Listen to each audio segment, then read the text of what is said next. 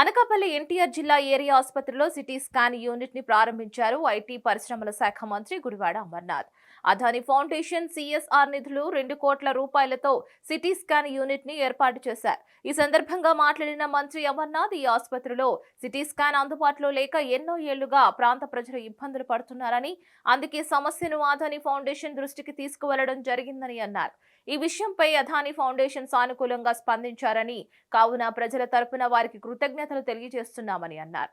గత ప్రభుత్వం ఎన్టీఆర్ హాస్పిటల్లో వ్యాపారం చేస్తే తమ ప్రభుత్వం సేవ చేస్తుందని టీడీపీ ప్రభుత్వంపై మంత్రి సెటైర్లు వేశారు. గతంలో హాస్పిటల్పై వచ్చిన విమర్శలు పక్కన పెడితే వైసీపీ ప్రభుత్వంలో మునుపెన్నడూ లేని విధంగా ఇప్పుడు హాస్పిటల్లో డాక్టర్లు, సిబ్బంది, టెక్నీషియన్లు అందుబాటులో ఉన్నారని పేర్కొన్నారు. అంతేకాకుండా 12 కోట్లతో త్వరలో ఐసీయూ యూనిట్ వార్డు కూడా అందుబాటులోకి రానుందని స్పష్టం చేశారు మంత్రి.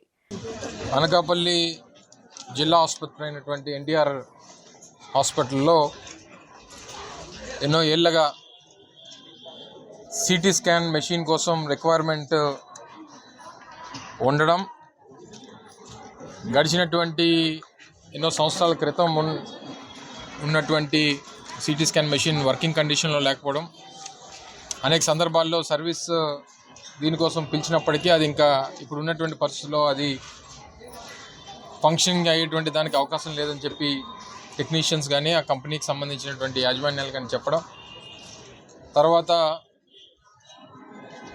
అదాని ఫౌండేషన్తో ప్రతిష్టాత్మకమైనటువంటి అదాని ఫౌండేషన్ వారితో మాట్లాడి ఇలాగా ఆల్మోస్ట్ 15-16 మండలాలు ఆధారపడి ఉన్నటువంటి అనకాపల్లి హాస్పిటల్కి ప్రతిష్టాత్మకమైనటువంటి ఈ హాస్పిటల్కి సిటీ స్కాన్ మెషిన్ మీరు సహకరించాలని చెప్పి వారిని కోరడం, ముందుకు వచ్చి 2 కోట్ల రూపాయలు విలువైనటువంటి సిటీ స్కాన్ మెషిన్ని, సిమెన్స్ సంస్థకు సంబంధించినటువంటి సిటీ స్కాన్ మెషిన్ని వారు ముందుకొచ్చి వితరణ చేసినటువంటి సందర్భంలో హృదయపూర్వకంగా అనకాపల్లి పరిసర ప్రాంతాల ప్రజలందరి తరపున హృదయపూర్వకంగా అదాని ఫౌండేషన్ వారికి కృతజ్ఞతలు, అభినందనలు తెలియజేసుకుంటా ఉన్నా.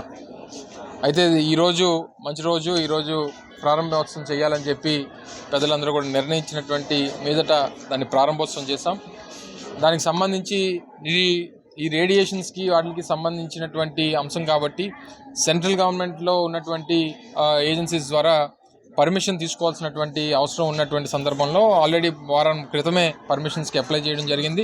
ఆ సర్టిఫికేషన్ అనేటువంటిది బహుశా వారం 10 రోజుల్లో సర్టిఫికేషన్ అనేటువంటిది వస్తుంది. వచ్చిన తర్వాత ఫంక్షనింగ్ అంటే స్కాన్స్ తీయడం అనేటువంటిది మరో వారం 10 రోజుల తర్వాత ప్రారంభించేటువంటి కార్యక్రమాన్ని చేయబోతా ఉన్నాం. ఆ రోజు అదాని ఫౌండేషన్ సంబంధించినటువంటి ప్రతినిధులు కూడా ఆ రోజు వస్తారు.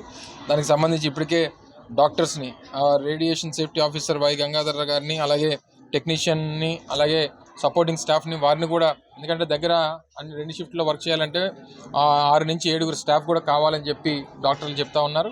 సో దానికి సంబంధించినటువంటి స్టాఫ్ కూడా కమిషనర్కి ఇప్పటికే మన ఆదేశాలు ఇవ్వడం జరిగింది. దానికి సంబంధించి ఏ రకంగా సపోర్ట్ చేయాలనేటువంటి దాని మీద కూడా నిర్ణయం తీసుకోబోతా ఉన్నాం.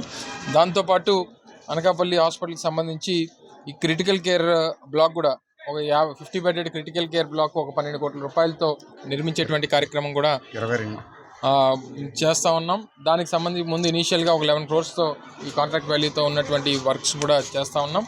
దానికి ఆల్రెడీ గ్రౌండ్ ఎర్త్ వర్క్ కానీ అదర్ యాక్టివిటీస్ కానీ ఇవన్నీ కూడా ఇప్పటికే ఏపీ ఎంఎస్ఐడిసి నేతృత్వంలో ఆ కార్యక్రమం కూడా చేయబోతూ ఉన్నాం. అనేక సందర్భాల్లో హాస్పిటల్కి సంబంధించినటువంటి అనేక విమర్శలు చేయడం, లేకపోతే అనేక రకాలైనటువంటి ఆరోపణలు చేయడం అనేటువంటిది మనం చూసాం. ఏదేమైనప్పటికీ ఇప్పుడు ఉన్నటువంటి స్టాఫ్ ప్యాటర్న్, గతంలో ఎప్పుడూ లేనంతమంది డాక్టర్లు ఈరోజు ఉన్నారు, ఎప్పుడూ లేనంతమంది నర్సెస్ ఈరోజు అందుబాటులో ఉన్నారు, గతంలో ఎప్పుడూ లేనంత ఓపీ కూడా ఇప్పుడు నడుస్తూ ఉంది. గతంలో 400 మంది ఓపీ ఉన్నటువంటి ఈ హాస్పిటల్లో ఈరోజు దగ్గర 800 నుంచి 1200 మందికి ఓపీ చూస్తూ ఉన్నాం. అలాగే ఇన్పేషెంట్స్ అనేటువంటిది 100% అంటే 200 బెడ్స్కి సంబంధించి 200 బెడ్స్కి ఇన్పేషెంట్స్ కూడా ఎప్పటికప్పుడు ట్రీట్ చేస్తూ ఉన్నారు. అన్ని ఫెసిలిటీస్ ఇచ్చేటువంటి కార్యక్రమం. మరిన్ని అప్డేట్స్ కోసం కీప్ వాచింగ్ హిట్ టీవీ.